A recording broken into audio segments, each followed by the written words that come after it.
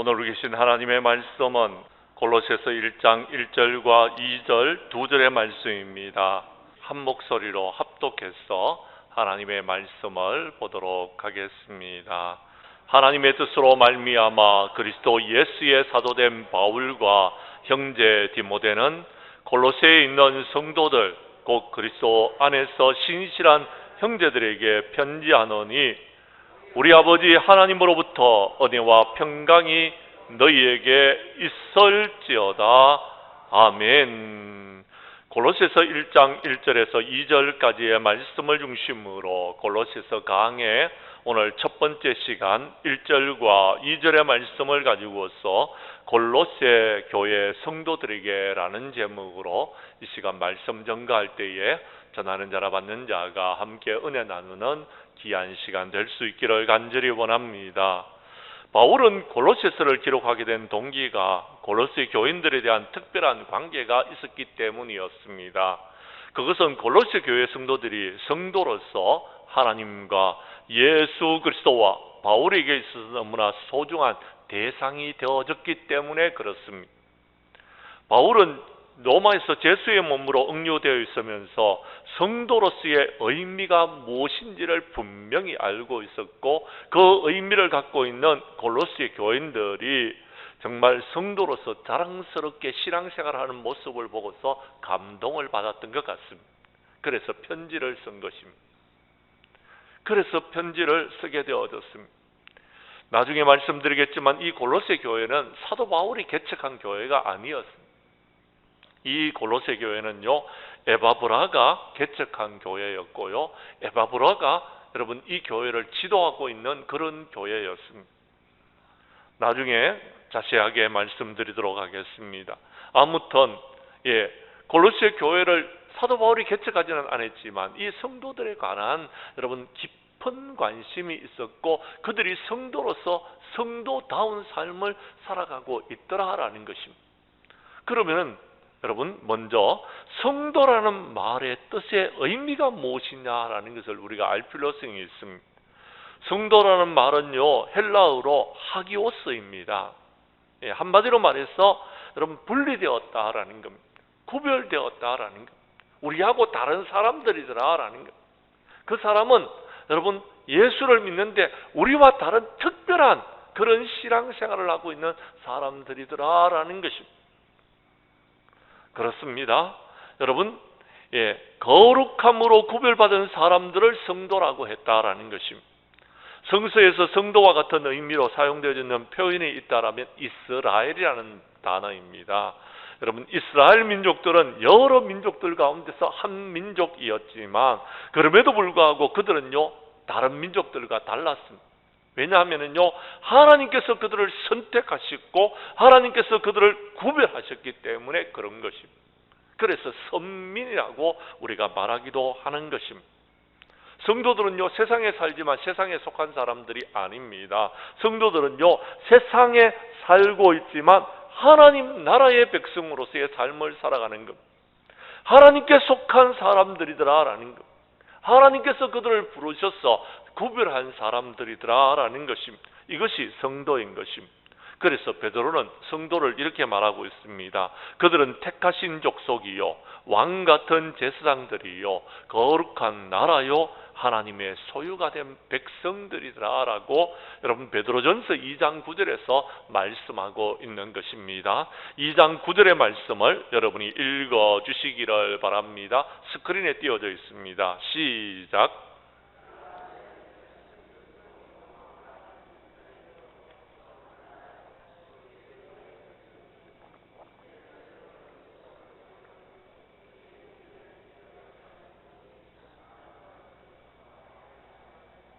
아멘. 여기서 너희는 누구입니까? 바로 저와 여러분들을 말하는 것. 너희는 하나님의 택하신 족속이더라라는 것. 너희들은 왕같은 제사장들이더라라는 것.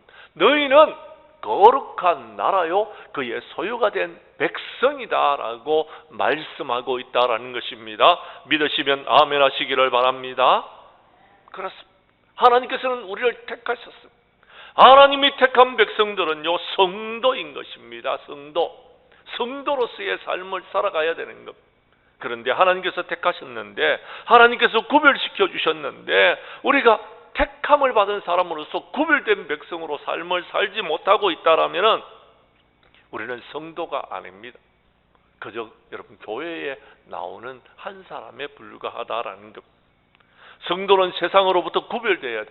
그리고는 하나님을 향한, 하나님을 위한 삶을 살아가는 하나님의 백성이 되어야 된다라고 성경은 말하고 있다라는 것입니다. 우리 교회 성도님들은 오늘 말씀 가운데 성도들은 어떤 사람들이 성도인지를 말씀 가운데 그 답을 찾고 우리가 성도로서의 삶을 살아가는 저와 여러분들이 될 수 있기를 간절히 원합니다. 첫 번째 오늘 성경 말씀 1절의 말씀을 봐주시기를 바랍니다. 1절 말씀을 여러분이 읽어 주십시오. 시작.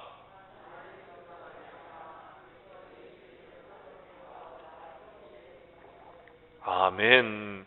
오늘 성경 말씀에 보면은 사도 바울이 골로새 교인들을 향한 문안 인사를 하면서 자신은 하나님의 뜻으로 말미암아 그리스도 예수의 사도된 사람이다라고 분명히 밝히고 있습니다.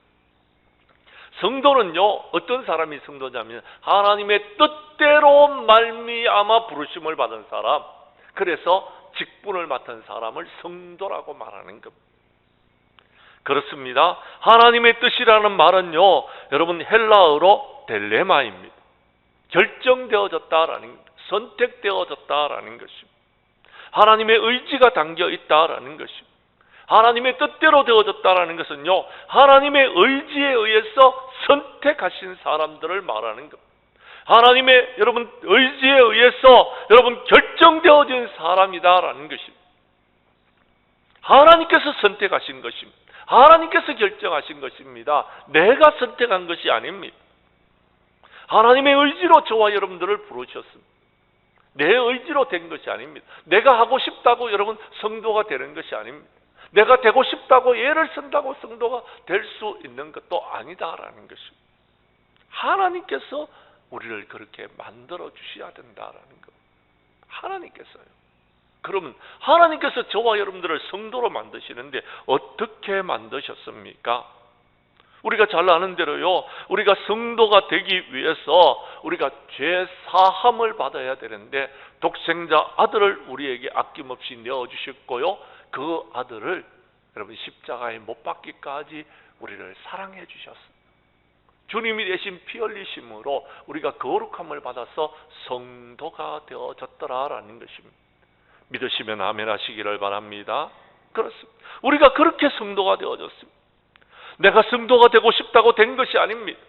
하나님께서 우리를 사랑하시사 독생자 아들을 아낌없이 내어주셨고 그 아들을 여러분 십자가에 못 박기까지 우리를 사랑하여 주셨고 그 사실을 믿는 자들에게 성도라는 여러분 이름을 우리에게 주셨다라는 것입니다.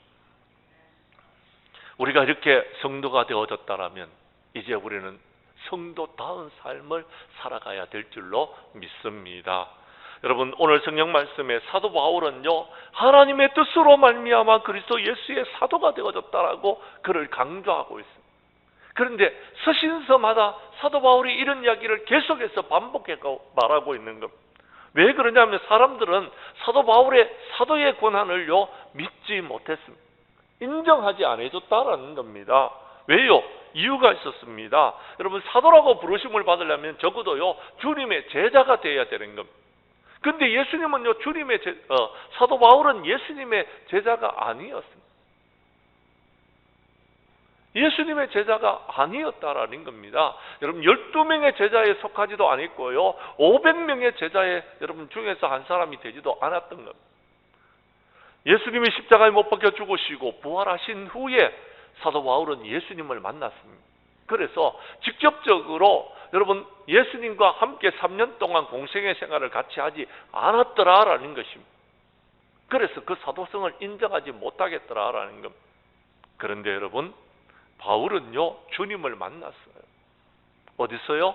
다메섹 도상에서요.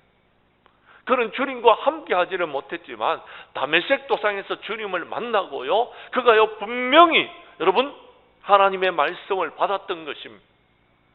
어떻게? 자신을 이방인의 사도로 보내겠다라는 말씀을 아나니아 선지자를 통해서 들었던 것입니다. 우리 그 말씀을 한번 찾아보도록 하겠습니다. 사도행전 9장 15절과 16절의 말씀입니다.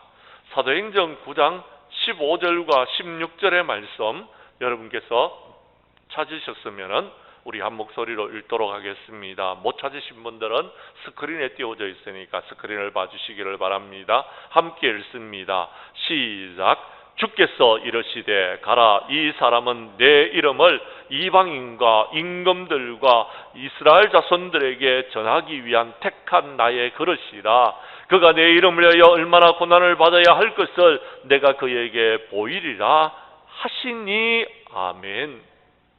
하나님께서는 아나니아 선지자에게 주님께서 말씀하시기를 가라, 이 사람은 내가 택한 그릇이다 라고 인정했다라는 겁니다. 주님이 인정하셨으면 되는 거 아니겠습니까? 여러분 그렇지 않습니까? 세상 사람들은 다 몰라준다 할지라도요, 주님이 인정하시면 사도인 것입니다. 주님이 인정하시는데 왜 자꾸 시비를 거는 겁니까? 말을 하는 겁니다. 여러분 그렇습니다. 자꾸 사람들에게 인정을 받으려고 하는 사람들이 있어요. 세상에서 인정받으려고 하는, 세상에서 성공하려고 하는 사람들이 있어요. 아니에요. 저는 그렇게 말씀드리고 싶지 않습니다. 여러분 하나님께 인정함을 받으십시오. 제가 자주 말씀드리지만도요, 이 땅에서 아무리 인정을 받았다 할지라도요, 주님 앞에 갔는데 주님께서 나도 모르겠는데, 그러면 큰일 나는 겁니다. 마지막 날 주님의 심판대 앞에 섰는데 너가 누구냐? 라고 그러면 큰일 난다니까요. 주님의 심판대 앞에 섰을 때에 우리 주님께서 우리를 만나셨을 때에, 아, 장량교회 김문식 목사구나, 내 잘 알지, 이렇게 인정함을 받는 저와 여러분이 되어야 됩니다. 아, 우리 장량교회에 누구누구 권사님이시군요, 이렇게 알아야 된다라는 겁니다. 모르면 큰일 나는 겁니다. 모르면은요, 잘 모르면 큰일 납니다. 지금은 잘 몰라도 괜찮습니다. 근데요, 주님 앞에 섰을 때 주님께서 나는 모르겠는데 그러면 큰일 난다라는 겁니다. 큰일. 무슨 말인지 여러분 이해하시기를 바랍니다. 큰일 나는 겁니다. 언젠가 제가 우리 우스갯소리로 여러분 말씀드렸잖아요. 요즘 성형들을 자주 하는데요, 사람들이요 성형을 하고 났더니 여러분 천국에 했더니 주님이 못 알아보시더라는 겁니다. 성형을 너무나 예쁘게 잘했어요. 그래서 너 누구냐 그랬더니, 아 누구? 그래? 어떻게 너 얼굴이 그렇게 바뀌었냐? 성형했어요. 그랬더니 아이고 그랬구나, 내가 미처 못 알아봐서 미안하구나, 이렇게 말씀하셨다는 우스갯소리가 있습니다만은도요, 여러분 우스갯소리로 우리가 들읍시다. 정말 주님 앞에 갔을 때 너 누구냐? 라고 한다면은요, 큰일 난다라는 게 큰일. 바울은 하나님의 뜻으로 말미암아 성도가 되어졌고 사도가 되어졌습니다. 오늘 성경에 나와 있는 디모데도 마찬가지입니다. 사도 바울의 동력자가 되어졌습니다. 그런데 이 하나님의 뜻으로 되어지는 겁니다.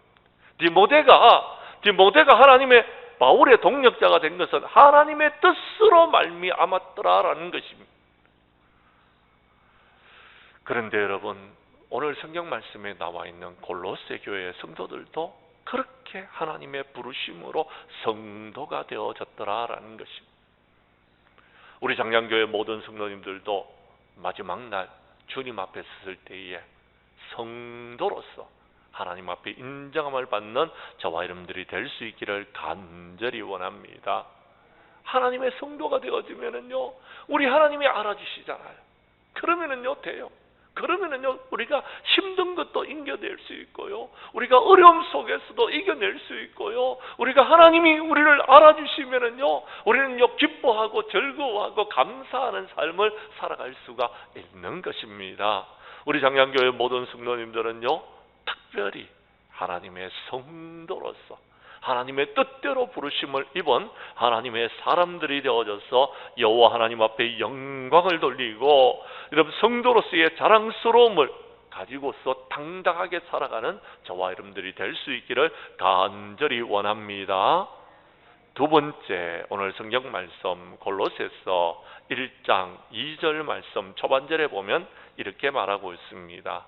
성도들은 그리스도 안에서 신실한 형제들이 되어야 됩니다.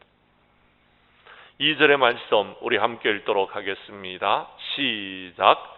골로새에 있는 성도들 곧 그리스도 안에서 신실한 형제들에게 편지하노니 우리 하나님 아버지로부터 은혜와 평강이 너희에게 있을지어다.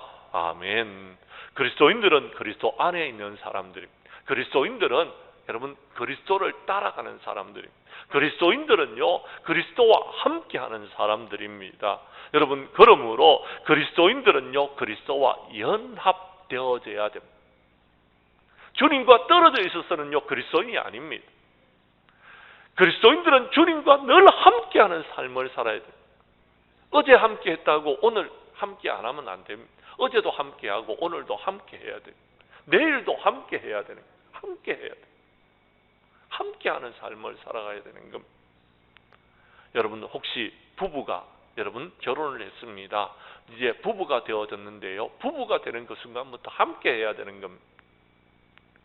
남편은 남편대로 따로 놀고 부인은 부인대로 따로 놀면은요. 여러분 그 사람들은요. 여러분 형식적으로는 부부이지만 법적으로는 부부이지만 그 사람들은 부부가 아닌 것입니다. 따로 놀면은 부부가 아닙니다. 그래서 제가 여러분 우리 성도님들 중에서 자주 제가 말씀드리지만 부부들은 좀 같이 좀 앉으시라고 이야기해요. 오늘도 보면 우리 두 분 집사님이요 저렇게 같이 앉아서 저렇게 예배를 드리고 있잖아요. 제가요 저부터 이렇게 같이 예배 드리는 모습을 보면 참 너무나 아름다워요. 두 부부가 함께 같이 예배를 드리고 있으니까요. 예, 함께 하는 것이 이것이 신앙생활입니다. 누구와 함께 해야 됩니까? 예수 그리스도와 함께 하는 것이 신앙생활입니다. 여러분 우리가 교회에 나와서는 주님과 함께 하는데요. 교회 밖에 나가면 주님과 함께 하지 않는다면 그 사람은 성도가 아니더라라는 것. 성도라고 인정을 못 받는다. 자, 내일 저는요. 여러분 강릉으로 가는데요. 예, 원주에 있을 때는 목사인데 강릉 가가지고는요. 여러분 세상 사람들과 똑같이 살아간다면 저를 하나님께서 성도라고 인정해 주겠느냐라는 것. 아니다라는 것입니다. 무슨 말인지 여러분 이해하시기를 바랍니다. 그렇습니다. 우리는 그리스도와 연합되어져 있는 사람, 주님이 나와 함께하고 있다면요, 우리는 성도로서의 삶을 살아가야 되는 겁니다. 우리는 그러면 그리스도 안에서 신실한 형제들이 되어질 수 있다라는 것입니다. 그리스도 안이라는 것은요, 그리스도와 연합되어졌다라는 것입니다. 그리스도와 연합된 삶을 사는 신실한 그리스도인이 되어졌다라는 것입니다. 사랑하는 성도 여러분, 연합하지 않기 때문에 충성하지 못하는 것, 연합하지 않기 때문에 주님전에 나오는 것이 힘든 것입니다. 연합하지 않았기 때문에요, 여러분 하나 되지 못하는 것입니다. 나는 그리스도와 친한데 그리스도와 친하지 않은 사람과 제가 친할 수 있겠습니까? 그렇게 안 되는 것입니다. 남편은 그리스도와 친한데 여러분 부인은 그리스도와 친하지 않는다면 여러분 그것도 어려운 겁니다. 그래서 여러분 짱 믿음을 갖고 있는 사람들이 그래서 힘든 거예요. 그래서 힘든 거예요. 부부가 같이 예수 그리스도를 믿으면은요, 여러분 가정이 평안합니다. 그리고 예수 이야기 편안하게 할 수 있습니다. 그런데요, 남편은 예수를 안 믿는데 부인만 예수를 믿다 보니까요, 여러분 집에 들어가서 여러분 예수 이야기 잘 못합니다. 수요일날 수요 기도를 가는데 남편 눈치를 봐야 되는 겁니다. 여보 나 교회 가야 되는데 갔다 와도 될까? 이렇게 한다라는. 이게 왜 그러냐면 연합되지 못했기 때문에 그렇습니다. 연합되어졌다라는 것은요, 하나가 되어졌다. 생각들이 다르고요, 여러분 뜻이 다른 것이 아니고요, 여러분 생각도 같고요, 여러분 마음도 같고요, 여러분 모든 것이 하나가 되어지는 것입니다. 예수님은요, 부부가요 둘이 하나가 되어야 된다고 이야기합니다. 그때의 부부라는 것. 부모를 떠나서 여러분 둘이 하나가 돼야지 부부가 될 수 있는 것입니다. 부부는 연합되어야 되는 것입니다. 그렇지 않으면은요, 여러분 주변에 있는 사람들이요, 여러분 그 남편을 꼬드기는 것, 유혹하는 것입니다. 부인이 남편과 같이 있지 않으면은요, 여러분 혼자서 놀면은요, 다른 남자들이요 찝작거리는 것, 유혹하는 것입니다. 부부는 하나가 돼야 돼. 마찬가지로요, 부모와 자식지간에도 하나가 돼야 되는 것. 부모와 자식지간에 하나가 되지 못하면요, 가정에 불협화음이 있는 것입니다. 그러면 그 가정은 힘들어지는 것, 어려워지는 것입니다. 저는 자식을 키우면서 하나됨이라는 것이 무엇인지를 요즘 절실하게 느끼고 있습니다. 내가 바쁘게 일하거나 활동하면서도요, 내 마음에 자식을 잇거나 자식을 떠나서 살아본 적이 한 번도 없는 것 같습니다. 항상 자식이 저의 마음을 차지하고 저의 마음 한가운데 여러분 지키고 있는 것 같습니다. 그래서 수시로 확인을 합니다. 별일이 없는지, 잘 살고 있는지, 때로는 멀리 떨어져 있는 자식이 힘들어하지 않는지 전화를 해봅니다. 더 놀라운 것은 자식이 마음이 아프면요, 아빠인 저 마음도 아파요. 아빠인 저 마음도 아파요. 자식이 슬퍼하면 저도 슬픈 겁니다. 자식이 고민하면 저도 고민이 되어지는 것입니다.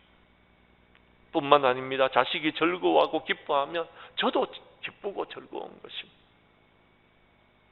자식이 행복하면 제가 더 행복한 것 같습니다. 그런데요, 이것이 교회 안에서도 마찬가지. 제가 작년교회 목사다 보니까요, 우리 성도님들이요, 어떤 사람은요, 여러분 괴로워하는 사람이 있습니다. 그분을 보면 제가 괴롭습니다. 어떤 사람은요, 여러분 슬퍼하는 사람이 있습니다. 그분을 생각하면 저는 슬퍼요. 그래서 기도할 때마다 눈물로서 기도하는 우리 성도님들이 계세요. 어떤 분들은요, 여러분 정말 힘들어하고 괴로워하고 있는 사람들이 있어요. 그러면 그 성도님들이 제 마음속에서 너무 괴로워, 제 마음이 더 아픈 겁니다. 그런데 어떤 성도님들은 기뻐하고 즐거워하고 감사하고 찬양하고 행복하게 살아가는 사람들이 있습니다. 그 모습을 보면 저도 행복한 겁니다. 저도 신나는 겁니다. 저도 즐거운 겁니다. 그런데 우리 예수님은 어떻겠습니까? 우리와 함께 하시는 예수님이요, 우리가 기뻐하면 같이 기뻐하시고, 우리가 행복해하면요, 예수님도 행복해 하시고요. 근데요, 우리가 슬퍼하면 우리 예수님은 눈물로써 저와 여러분들을 위해서 기도하실 것입니다. 이것이 형제인 것입니다. 이것이 그리스도 안에 있는 형제로서의 삶을 살아가고 있는 삶이다라는 것입니다. 사랑하는 성도 여러분, 우리 하나님은 저와 여러분들을 사랑하시는 하나님이신 줄을 믿으시기를 바랍니다. 우리 하나님은 우리가 기뻐하면 기뻐하시는 하나님이신 줄로 믿으시기를 바랍니다.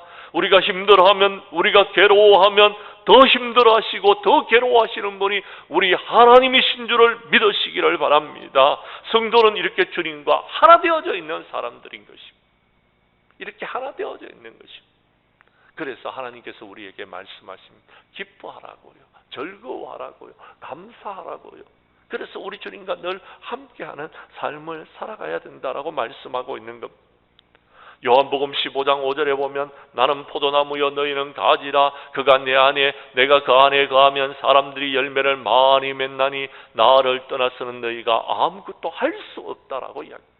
하나가 되어야 된다라. 포도나무 안에 거해야 된다라는 것입니다. 그러면은요, 우리가 하나님께 영광 돌리는 삶이 되어진다라는, 그러면 우리가 신실한 신앙생활을 할 수 있다라는 것입니다. 여러분, 신실이라는 말을 잘 이해하셔야 됩니다. 신실이라는 말은요, 피스토스입니다. 믿음직하다라는 겁니다. 충성스럽다라는 것입니다. 이 신실이라는 말은요, 하나님과 우리의 관계 속에서 이루어지는 단어입니다. 우리가 하나님이 보시기에 신실한 자가 되어야 돼요.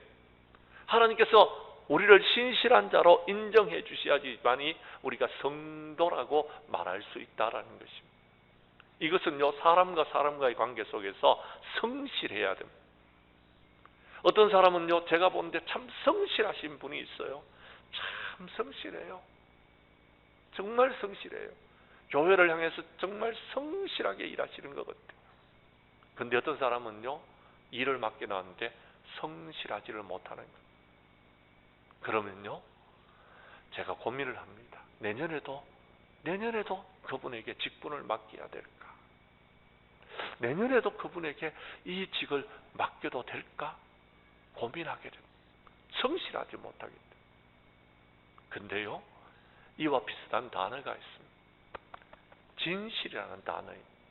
자기 자신이 보건대 나는 정말 하나님께서 보시기에 참 좋은 목사야 라고 여러분 인정할 수 있으면요, 진실한 삶을 살아가는 겁니다. 내가 보기에 내 스스로가 여러분 인정할 수 없는 사람이라면요, 나는 진실한 사람이 아닙니다. 그 사람은 자꾸 뭔가를 여러분 위장하는 겁니다. 뭔가를 여러분 꾸미는 것. 그래서 여러분 자신의 모습이 아닌 또 다른 모습을 자꾸 만들려고 하고 있다라는 겁니다. 진실하지 못하기 때문에, 성실하지 못하기 때문에, 진실하지 못하기 때문에 그렇습니다. 진실은 자기 자신과의 관계고요, 성실은 다른 사람과의 관계고요, 신실이라는 것은 하나님과 우리와의 관계. 여기서 신실이라는 것은 믿음의 관계. 하나님께서 너는 나를 믿는 자야, 나도 너를 믿어, 인정하는 사람이다라는 겁니다. 우리 장량교회 성도님들은 이렇게 그리스도 안에서 신실한 형제들이 될 수 있기를 간절히 원합니다.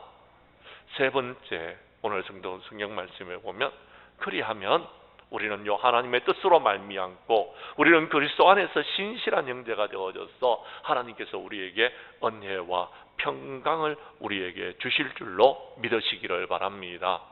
다른 말로 하자면 이런 것입니다. 성도라는 것은요 하나님으로부터 은혜와 평강을 누리고 사는 사람들을 말하는 것입니다. 하나님께로부터 오는 은혜와 평강이 여러분의 심령 가운데 있는지를 오늘 이 저녁에 살펴주시기를 바랍니다. 그렇다면 여러분은 성도입니다. 그런데 하나님의 은혜가 없습니까? 하나님의 평강이 여러분 가운데 없습니까? 그렇다면 뭔가 문제가 생겼습니다. 하나님의 뜻으로 말미암은 것이 아닐 수도 있고요, 여러분 그리스도 안에서 신실한 형제가 아닐 수도 있다라는 것입니다. 성도로서 구별된 삶을 살지 못하고 있을 수 있다라는 것입니다. 은혜란 말은 여러분 카리스라는 말인데요, 여러분 번역하자면 기쁨, 호의, 친절입니다. 하나님께서 우리에게 호의를 베풀어 주셨다라는 것입니다. 어떤 호의를 베풀어 주셨습니까? 예수 그리스도의 은혜로 구속함을 받을 수 있는 호의를 베풀어 주셨습니다. 우리를 사랑하시사 독생자 아들 예수 그리스도를 아낌없이 보내주셨고 그 아들을 십자가에 못 박기까지 저와 여러분을 사랑하여 주셨습니다. 저와 여러분들의 모든 죄를 사하여 주셨다라는 것. 이것은 선물입니다. 은혜는 선물인 것. 선물로 하나님께서 은혜로 나에게 주셨더라라는 겁니다. 이것을요. 그런데 이것을 누리는 사람들은요, 은혜를 받은 사람들은 그 은혜가요 여러분 얼굴에 나타납니다. 어떻게 해요? 기쁨으로요, 감사함으로요 나타납니다. 얼굴이. 근데 은혜를 받지 못한 사람들은요 얼굴이요 찌들어가는 겁니다. 힘들어지는 겁니다. 얼굴의 인상이요 여러분 자꾸 찌들어가는 겁니다. 왜 힘드냐 하면요 은혜가 떨어졌기 때문에 그렇습니다. 은혜가 있는 사람은 달라요. 은혜가 있는 사람, 제가요 경상도 사람이라서 이 은혜라는 발음이 잘 안 돼요. 은혜 그래요. 은혜. 예. 참 고치려고 그렇게 수없이 노력하는데도 잘 안 돼요. 은혜가 잘 안 돼요. 그래서 참 힘든데 여러분 은혜가 돼야 돼요. 이 은혜가 있어야 돼요. 예수 믿는 사람은 이 은혜가 있어야 된다. 이 은혜가 있어야 돼요. 하나님께서 베풀어 주신 것입니다. 그냥 우리는 선물로 받으면 되는 겁니다. 여러분 얼마나 쉽습니까? 선물로 주시는데 감사합니다 하고 받으면 되는데 요걸 못 받는다. 요걸 왜 못 받느냐 하면은요 제가 자격이 안 되기 때문에, 뭔가 꺼림직하기 때문에, 믿지 못하기 때문에 그렇습니다. 여러분 영접하지 못하기 때문에 그렇습니다. 그냥 받아들이면 되는데 그걸 못 받아들이는 사람들이 있더라라는 것입니다. 너무 안타깝더라. 아무 조건 없이 하나님께서 주시는 선물입니다. 받으면은요 행복한 겁니다. 은혜를 받은 사람은요 행복합니다. 기쁩니다. 여러분 하나님의 은혜가 넘쳐나는 겁니다. 그런데 이 은혜를 못 받습니다. 왜 그런지 아십니까?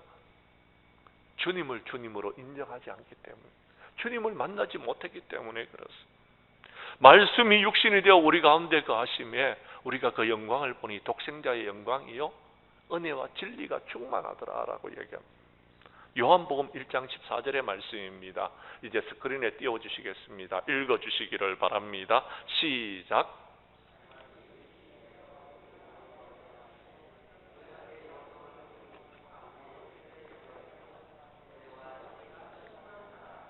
어떤 사람이 말씀이 충만한지 아십니까?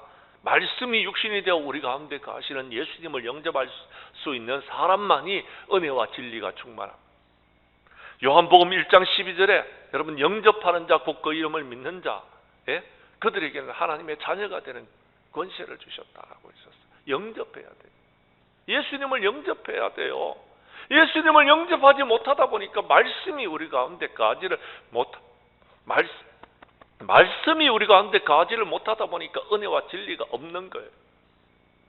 하나님의 말씀이 들어오지를 않는 겁니다. 교회는 왔는데요, 여러분 수요 기도회는 드리는데요, 말씀이 전혀 귀에 들어오지를 않는 겁니다. 그러니까 은혜가 임하지를 않는 겁니다. 저는 깜짝 놀랐어요. 우리 교회 성도님 중에서 목사님 은혜가 안 돼요. 왜 은혜가 안 돼요? 제가요 그분과 대화를 나누는 속에서 문제점을 발견했어요. 그게 뭔지 아세요? 이분은요, 여러분 아예 말씀을 들으려고 하지 않는 것, 귀를 닫아버렸어요. 마음의 문을 닫아버렸어요. 아예 여러분 모든 것을 닫아버렸어요. 모든 것을 다 단절했습니다. 목사와 성도 간의 관계도 단절됐고요, 성도와 성도 간의 관계도 단절되어 있고요, 하나님과 나와의 관계가 단절되어져 버렸. 관계가 여러분 단절되어져 보니까 은혜가 전혀 안 되는 겁니다. 은혜.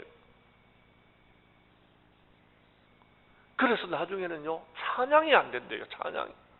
찬양을 하고 싶은데요, 노래를 그렇게 잘 부르시는 분이에요. 찬양이 그렇게 여러분 하고 싶은데 안 된대요. 은혜가 안 되니까. 은혜가 없으니까. 왜 많은 사람들이 은혜를 받지 못합니까? 세상 속에서 마음을 빼앗겨 버렸기 때문에 그렇습니다. 주님을 만나고 은혜가 임하게 되면은요, 우리에게 주어지는 것이 하나가 더 있는데요, 그것은 평강입니다. 평강. 은혜와 평강은 늘 같이 가는 것. 은혜가 있는 사람은요 평강이 임하는 것입니다. 사랑하는 성도 여러분, 그렇습니다. 우리가 구원의 간격을 받고 하나님의 은혜를 경험하고 나면은요, 그 다음에요 내 마음속에 여러분 평강이 임하게 되어지는 거예요. 그럼 우리는 평안합니다. 그러면은요 여러분 아무런 걱정이 없어요. 세상에 여러분 물질도, 세상에 돈도요, 여러분 건강의 문제도요, 걱정할 필요성이 하나도 없어요. 우리 박미라 권사님 이번 주간에 7차 항암을 했어요. 9차까지 항암을 해야 되는데요, 7차 항암을 했어요.